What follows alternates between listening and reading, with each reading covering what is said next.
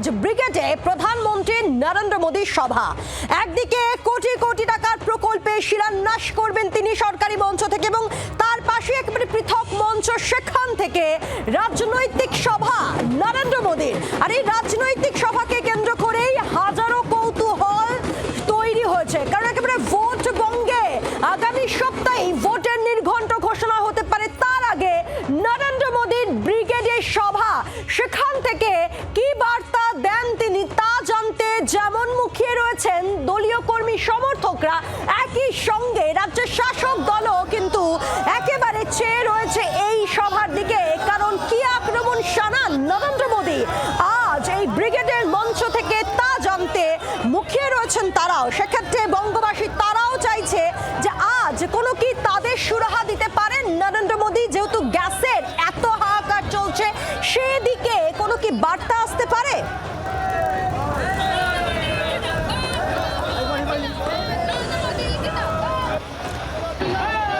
আমাদের সঙ্গে আমাদের প্রতিনিধিরা রয়েছেন, একেবারে ব্রিগেডের বিভিন্ন প্রান্ত থেকে আমাদের প্রতিনিধিরা রয়েছেন, এবং একই সঙ্গে হাওড়া স্টেশন, শিয়ালদা স্টেশন, সেখান থেকে আমাদের প্রতিনিধিরা রয়েছেন। তার কারণ বিভিন্ন জায়গা থেকে, জেলা থেকে যারা যারা আসছেন তাদের একটা অস্থায়ী ক্যাম্প করা হয়েছে হাওড়া এবং শিয়ালদায়, তাদের ব্রেকফাস্টের আয়োজনও করা হয়েছে। সকাল থেকে সেই ছবি দেখিয়েছি আপনাদেরকে। আমাদের সঙ্গে আমাদের প্রতিনিধিরা রয়েছেন, কমলাক্ষ রয়েছে, অয়ন শর্মা রয়েছে, অয়ন ঘোষাল রয়েছে, মৌমিতা চক্রবর্তী রয়েছে এবং বিক্রম দাস রয়েছেন আমাদের সঙ্গে। আমি শুরুতে একবারে কমলাক্ষর কাছে চলে যাই চট করে। কমলাক্ষ, সভা, মূল সভা মঞ্চে নরেন্দ্র মোদী আসবেন, হাতে আর মেরে কেটে 2 ঘন্টাও সময় নেই। এই মুহূর্তে দাঁড়িয়ে আমরা দেখতে পাচ্ছি বিভিন্ন প্রান্ত থেকে কর্মী সমর্থকরা আসতে শুরু করে দিয়েছেন। একেবারেই তাই। তোমায় জানিয়ে রাখি যে ব্রিগেডের মধ্যে সূর্য এই মুহূর্তে গনগনে যেন আঁচ ছড়াচ্ছে, একেবারে ঠিক গনগনে যেন আঁচ ছড়াচ্ছে, একেবারে ঠিক এই বসন্ত ভোটের আঁচ একেবারে চড়া। ঠিক সেই জায়গায় দাঁড়িয়ে প্রধানমন্ত্রী নরেন্দ্র মোদী চালাচ্ছে ব্রিগেড সফর এবং বিজেপি পরিবর্তন সংকল্প যাত্রার সমাপ্তি অনুষ্ঠান। আমি তোমাকে এই মুহূর্তে ব্রিগেডের সভা মঞ্চের ছবিটা তোমাকে দেখানোর চেষ্টা করবো মিন্টু ক্যামেরার মাধ্যমে। সেখানে এবারে থিমের ব্রিগেড বলা হচ্ছে। মোদীর মূল মঞ্চ দক্ষিণেশ্বরের মন্দিরের আদলে এবং তার চারপাশে বাঙালি অস্মিতা, বাঙালি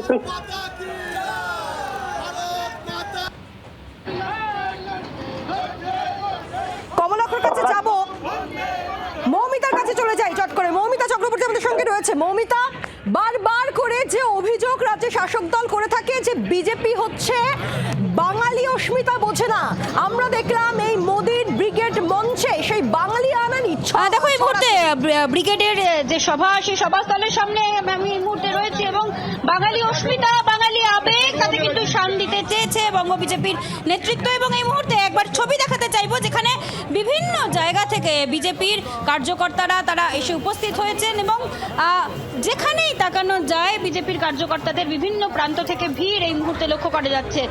যেমনটা বলা হচ্ছিল যে বাঙালি আবেগ, দক্ষিণেশ্বর মন্দিরের আদলে মঞ্চ তৈরি করা হয়েছে, দিকে দিকে কলকাতা এবং বাংলার যে স্থাপত্য, বাংলার যে সংস্কৃতি, সমস্ত কিছু ফুটিয়ে তোলা হয়েছে। একাধিক জায়গা থেকে এই মুহূর্তে এসছে ধামসা মাদল, কোথাও বাজছে, কোথাও ঢাক বাজছে।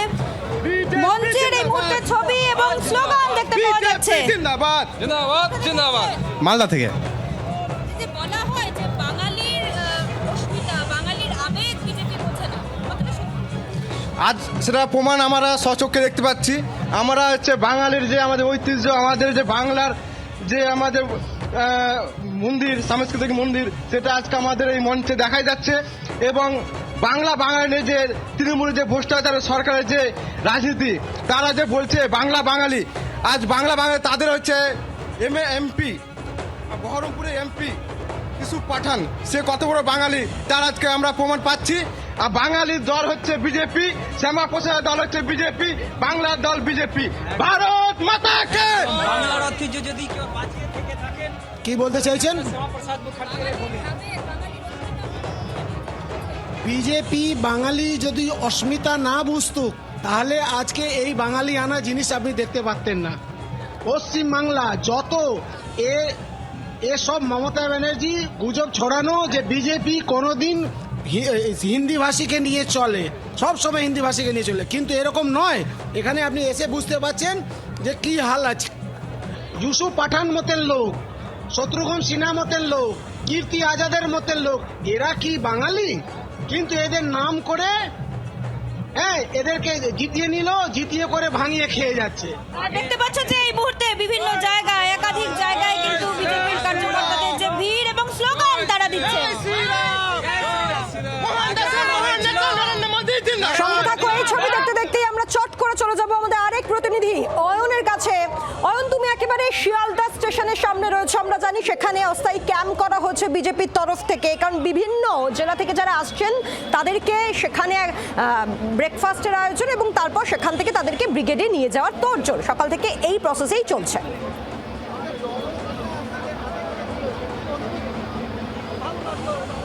একদম ছবি কথা বলুক, আমার ক্যামেরা বন্ধু নবীন দেখাচ্ছে সেই ছবি। এই মুহূর্তে নদিয়া জেলা থেকে, পূর্ব মেদিনীপুর জেলা থেকে এবং দক্ষিণ 24 পরগনা জেলা, সেখান থেকে আগত কর্মী সমর্থক তারা ট্রেন থেকে নেমেছেন। সময় এগিয়ে আসছে প্রধানমন্ত্রীর ব্রিগেড যাওয়া এবং তার এই বিশাল জনসভাকে সম্বোধিত করার যে নির্ঘণ্ট, এই নির্ঘণ্ট এগিয়ে আসার অর্থ কর্মীরা চাইছেন পায়ে পায়ে ব্রিগেডের দিকে চলে যেতে। এখনো গেলে একটু আগে বসার সুযোগ পাওয়া যাবে এবং তখন কাছ থেকে দেখা যাবে প্রধানমন্ত্রীকে। কোন জেলা? দক্ষিণ 24 পরগনা পূর্ব জেলা। দক্ষিণ কতজন আসছেন সব মিলিয়ে? কটা ট্রেন দেখলেন আসার? আমরা একটা ট্রেনে এসেছি, এখনই ভিড়ে মানে প্রচণ্ড ভরে গেছে। এরপরেও একটা ট্রেন আসছে, মানে জয়নগর, লক্ষ্মীকান্তপুর, ডায়মন্ড হারবার, ক্যানিং, এই দিক থেকে প্রচুর পরিমাণে লোক আসছে। বলুন। আমি নদিয়া দক্ষিণ জেলা, নদিয়া দক্ষিণ। কি শুনতে চান আজকে প্রধানমন্ত্রীর কাছ থেকে? কি শুনতে চান প্রধানমন্ত্রীর কাছ থেকে? আমরা শুনতে যাই এই সরকারের অপসারণের জন্য যে পরিকল্পনা তিনি আজকে বলুক। একদম পরিষ্কার, রাগঠাক না করে এই সরকারের যে অপসারণ, তার পরিকল্পনা কি বেঁধে দেবেন প্রধানমন্ত্রী, কি স্ট্র্যাটেজি তিনি আজকে ঠিক করে দেবেন, যা তিনি ছড়িয়ে দেবেন এই সমস্ত আগত কর্মী সমর্থকদের মধ্যে, সেটা শোনার, জানার এবং দেখার যে ব্যাপক আগ্রহ, এই আগ্রহ এই মুহূর্তে শিয়ালদহ স্টেশন চত্বর, তার আনাচে কানাচে নানা দিকে বিজেপি কর্মী সমর্থকদের ভিড় জমিয়েছে। স্টেশনের চতুর্দিকে আমরা দেখতে পাচ্ছি বিজেপির কর্মী সমর্থক, তারা দলে দলে বিভিন্ন দিক থেকে আসছেন এবং যাচ্ছেন। এদের প্রত্যেকেরই অভিমুখ ব্রিগেড, কারণ যত আগে যাওয়া যাবে তত ভালো করে দেখা যাবে প্রধানমন্ত্রী মোদীর জনসভা। সঙ্গে থাকো, অর্থাৎ নরেন্দ্র মোদীর বার্তা শোনার জন্য বিজেপির কর্মী সমর্থকরা খুব স্বাভাবিকভাবেই তারা মুখিয়ে রয়েছেন।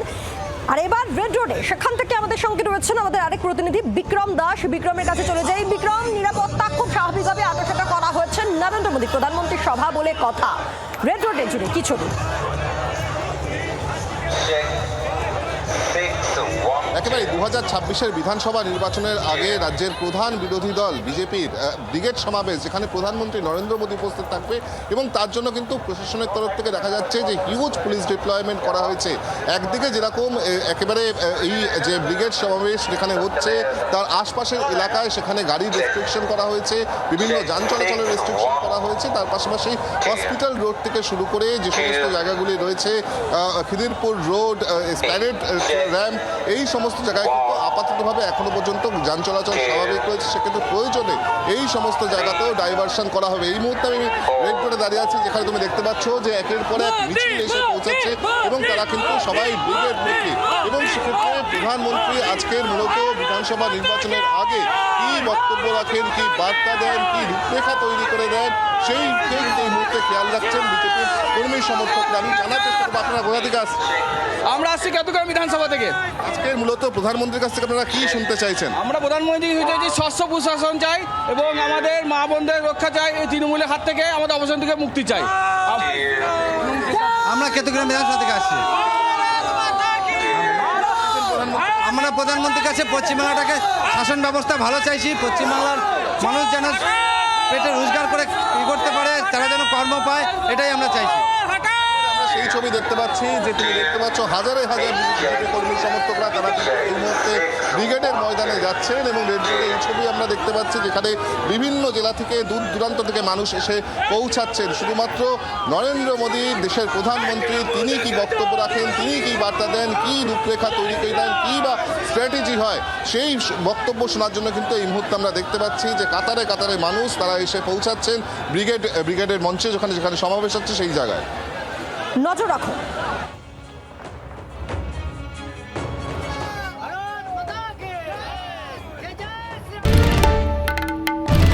বাংলার আওয়াজ, বাঙালির আবেগ, জি 24 ঘন্টা।